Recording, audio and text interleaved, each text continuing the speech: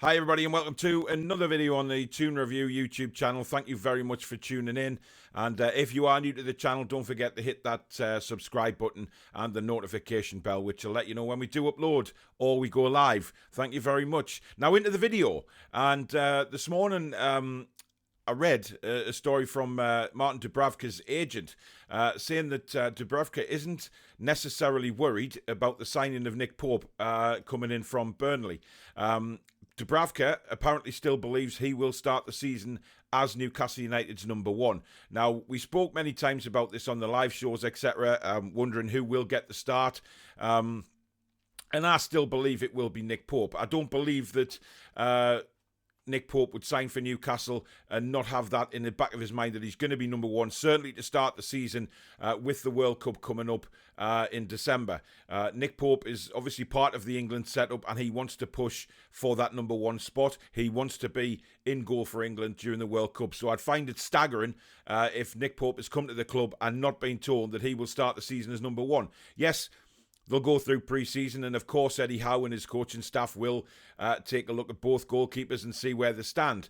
But what was very interesting about what the agent had to say is that there's 5 top European teams have also had or shown interest in Martin Dubravka. Now, this says to me that if Dubravka doesn't start the season as number one, he may well be looking elsewhere. Now, is that a reason that Karl Darlow is still around the club, that they haven't let him go yet? Because there may be a chance that Dubravka will say, look, if I'm not number one at this stage in my career, I need first-team football, I want to go elsewhere. Because it was a very, very, very interesting comment that he made, just saying that 5 top European teams and also teams in the MLS have shown interest as well in Martin Dubravka. So very interesting, because we haven't got rid of Darlow yet. Obviously, he's still around the club as well. So is that because they have a feeling that Dubravka will ask to move should Nick Pope start the season as number one? It's very interesting. So let me know what you think. Would you start Dubravka as number one, or do you think Nick Pope's come in with that sole purpose of being number one at the club? Now, a striker that hasn't necessarily been linked to us yet, but certainly a lot of Newcastle fans have been talking about, who is, of course, now a free agent, is Andrea Belotti. He spent 7 seasons with Torino. Very, very good striker. He's only 28 years old, so he's still really in his prime.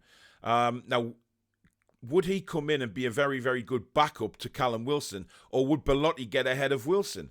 For me, no. I think Wilson has to start the season as our number one striker. I've always said that, and I believe that to be the case. And I think he'll come back a lot stronger this season. Getting a good pre-season under his belt under Eddie Howe, working with the fitness instructors, the medical staff, nutritional guys as well, just to make sure that he's in perfect fitness for the start of the season, which I genuinely believe he will be. And I think we'll see a lot less injuries from Callum Wilson this season. But will Belotti come and, if he's a free agent, would Newcastle be able to tempt him to come to the club, even though he wouldn't be starting every game? His record is fantastic at Torino, 113 goals in 251 appearances. That is a great goal ratio. Tremendous. Now, we know he's a very, very good striker. He proved that for Italy in the Euros last year. So would you take him? Would you take Andrea Belotti? Would you have him at Newcastle? I would, simply because he's a free transfer. And what a guy to get in on a free transfer. Now, as you know, me and Alex did the transfer shows a while back now for the free transfers, and we had a look at a lot of players. It's very, very strange summer coming up in which there is a lot of talent on the free agency list. And some players have been holding back, waiting for deals to come in. So would Belotti be tempted to come to the Premier League? Who knows? I think he's an excellent backup to Wilson, if indeed you can use the word backup. But you look at the difference between Belotti and a Chris Wood, for example. There's no comparison there at all. Belotti is way, way a better striker and on a free transfer, which is incredible. Now, I just want to touch briefly on Hugo Ekkotek. A lot of fans are getting fed up with his name now being banded around all the time. Just with his comments that he wants now to stay at Reims and in the future, he's looking to play for Real Madrid or Barcelona. Now, you could say, this is a 20-year-old kid and he's got huge belief in himself and he's optimistic about what the future will bring for him. Now, fair enough. That is fine. But the problem I've got here is this has gone on for so long now with Ekkotek. People saying the deal's dead, the deal's not dead, etc. And then he comes out with a statement like that yesterday. Now, for me, that's a sign of a player who doesn't want to come to Newcastle United. And we've been saying all along, is it his agent or his representatives that have stopped this deal? It seems like, Ekkotek himself does not want to come to the club. And if that's the case, let's move on now. Let's just forget Ekkotek. Let's move on. There's other targets out there. Belotti, for example, who could come in and do a great job, 28 years old. But there is a lot of striking talent out there. And I think, we need to look elsewhere now. We've been dragging our heels with Ekkotek for so long now. And then, of course, he makes that statement yesterday saying that he wants to come to somewhere like Real Madrid or Barcelona. Great if he's got ambition like that, but, is it a bit naive? I don't know. And finally, St. James's Park. Now, a lot of people have been having this say on this over the last few weeks. Well, this week especially, since the season tickets, etc. came out, and the membership and the absolute huge demand. Apparently, we've sold out the season tickets, but there's still another 60,000 people wanting season tickets, which you're looking at a 100,000 seater stadium. Now, you have to ask yourself, where on earth would we get that from in Newcastle? Certainly not at the existing site. There's just too many obstacles in the way for anybody wanting to do it. We've seen diagrams of turning the pitch around and digging down, but we've got the metro services there and everything like that. And it seems like to me, if we had to expand the stadium to a size of 80,000 or something like that, we would have to move. And I'm not sure that would sit well with a lot of Newcastle fans, to be honest, because, St. James's Park, I said this on the show last night, has a lot of memories, not just for me, but a lot of people going there with their families, and over the years, seeing the transformation of St. James's Park into what it is now, the cathedral on the hill, to what it was back when I started going in the 80s, a wooden main stand. It was, the Gallagher open air, the Leazes End was tiny. It was run down and it was decrepit, but it was St. James's Park at the end of the day. We loved it.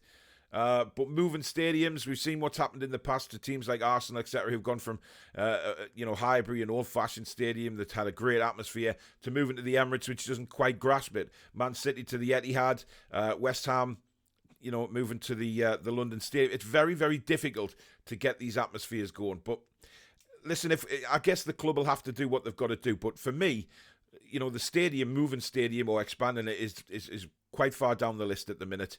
I think they have to see a transformation on the playing side. They want to tackle the training facilities, the academy, etc., before they even look at making the stadium bigger or indeed moving. So I think we've got a few years yet to debate that, in all honesty. I don't think that's going to take precedent with the new owners for a good few years yet, but time will tell on that one. But for me, I'd love to see us stay at St. James's Park. I'd love to see us be able to do something at St. James's Park to make that stadium a little bit bigger. What it is, I don't know. How we do it, I don't know. That's up to design people, architects, etc., to work some kind of miracle to keep us at St. James's Park. But there you go, guys. Let me know what you think of what Dubravka'S agent had to say. Do you believe he will start the season as number one? And if he isn't, do you believe he will ask for a move? Because it was very interesting mentioning the European teams. Let me know about Belotti as well. What do you think? And just comment below. That's it, guys. If you have enjoyed the video, please do hit the like button. It does let YouTube know that something good is happening on this channel and puts us up further up the search range on YouTube, first to come up on search results, etc. And if you are new to the channel, thank you very much for joining us. Please do subscribe to the channel. Lots of recordings, lots of live shows. Brilliant channel, brilliant family to get with, and we'll bring you all the latest Newcastle United news as it comes. But thank you very much for watching. Enjoy your weekend. Take care.